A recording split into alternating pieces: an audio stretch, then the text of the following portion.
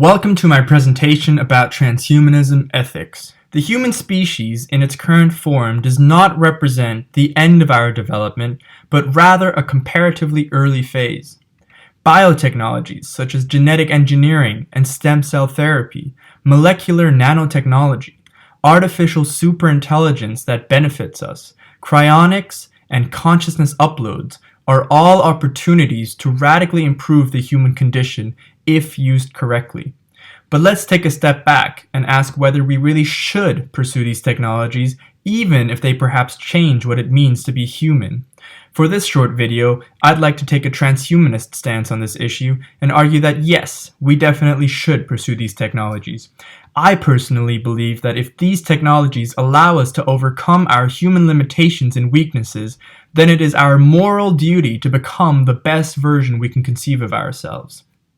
Now, to get more specific, Nick Bostrom, an Oxford scholar, defines transhumanism as follows: the intellectual and cultural movement that affirms the possibility and desirability of fundamentally improving the human condition through applied reason, especially by developing and making widely available technologies to eliminate aging and to greatly enhance human intellectual, physical, and psychological capacities.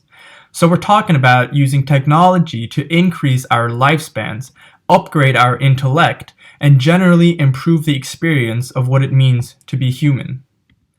Now, to the uncanny.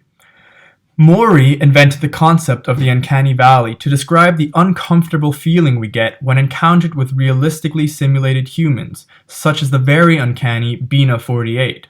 Here, it's in the observation of Bina looking pretty human, but still being just slightly off that evokes this feeling of the uncanny. But now let's consider a continuation of this graph in order to describe what happens when humans begin adopting more transhumanist technologies. The gap between healthy humans and post-humans will most likely create another uncanny valley. On this transition towards post-humanism, we'll probably create some creepy-looking people in the process. What's important to note here is that while Maury's original Uncanny Valley describes something else becoming increasingly like us, this continuation takes us as a starting point and describes what we may eventually become. I'd say that a present-day example of this is people who've had plastic surgery. Plastic surgery makes people look more artificial, especially if not done well. They just don't look quite right. Or is it exactly the opposite? That they look a little bit too right? Could this uncanny valley exist because we're creating increasingly perfect humans?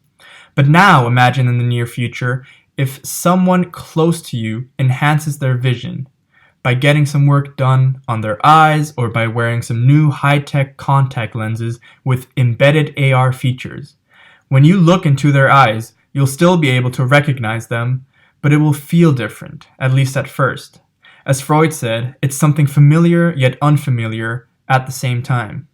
And to quickly dive deeper into Freud, could we say we feel that transhumans evoke uncanniness because they reveal this deeply felt potential in each of us? Are we bringing this deeply rooted inner fire and greatness to the forefront at such a radical pace that we find it unsettling? That's just some food for thought. Towards the end of the question concerning technology, Heidegger writes that the threat to man does not come in the first instance from the potentially lethal machines and apparatus of technology. The actual threat has already affected man in his essence. The rule of enframing threatens man with the possibility that it could be denied to him to enter into a more original revealing and hence to experience the call of a more primal truth.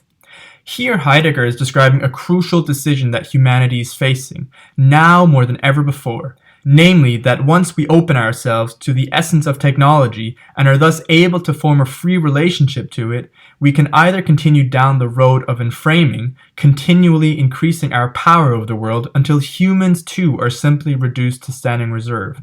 Or we realize that humanity is on its way to an arrival itself, and we reorient ourselves to the way nature reveals itself. This seems like a super important question to ask, especially in light of all the exponential transhumanist technologies. If we don't figure this out now, then we'll possibly accelerate in the completely wrong direction.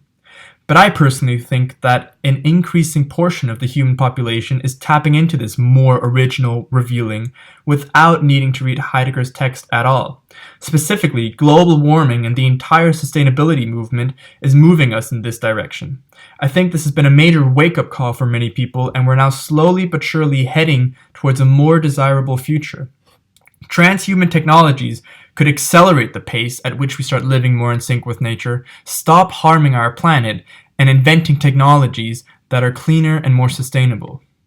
So look, we're rewriting our own genes, our own source code. We're building rockets that will one day land on Mars. We are creating delicious meat without needing to kill animals. We're creating AIs that will increasingly take over specific, repetitive, labor-intensive tasks.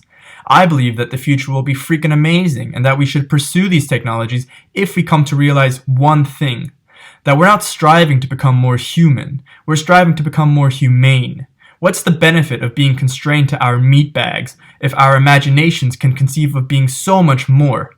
As Ernest Becker writes in The Denial of Death, man is literally split in two. He has an awareness of his own splendid uniqueness and that he sticks out of nature with a towering majesty, and yet he goes back into the ground a few feet in order to blindly and dumbly rot and disappear forever. So let's extend this beautiful time here on Earth and make us more humane by living together with nature and technology, thus creating a desirable future for humanity.